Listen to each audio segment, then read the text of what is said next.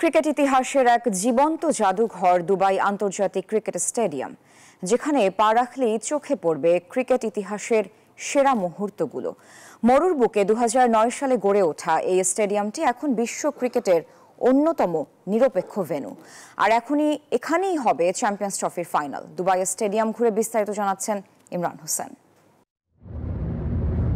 Dubai আন্তর্জাতিক cricket stadium শুধু একটি খেলার মাঠ নয়, এ যেন ক্রিকেট ইতিহাসের এক জীবন্ত জাদুঘর। স্টেডিয়ামের করিডোর, ড্রেসিং রুম আর ভিআইপি লাউঞ্জে রাখা আছে বিশ্ব ক্রিকেটের সব অবিস্মরণীয় মুহূর্তের ছবি। স্টেডিয়ামের করিডোরে পা রাখলেই চোখে পড়বে ক্রিকেট ইতিহাসের সেরা মুহূর্তগুলো। দেয়ালে ঝুলছে কিংবদন্তিদের ছবি, যেন ক্রিকেটের এনসাইক্লোপিডিয়া। এই ঈদে জামা জুতো অ্যাকসেসরিজের ডিসকাউন্ট। 1992 বিশ্বকাপে ইমরান খানের হাতে ট্রফি, 2007 টি-20 বিশ্বকাপে ধোনির ঐতিহাসিক জয়, 2021 ফাইনালে অস্ট্রেলিয়ার উল্লাস, সবকিছু অমর ফ্রেমে বন্দী হয়ে আছে।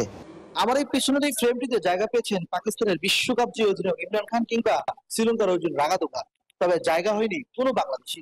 সচিন টেন্ডুলকারের বিদায়ী ম্যাচের আবেগঘন মুহূর্ত, ব্রায়ান লারার 400 রানের ইনিংস, রিকি পন্টিং এর ক্যাপ্টেন্সির গৌরব, এই ছবিগুলো বলে দেয় ক্রিকেট শুধু একটি খেলা নয়, এক মহাকাব্য।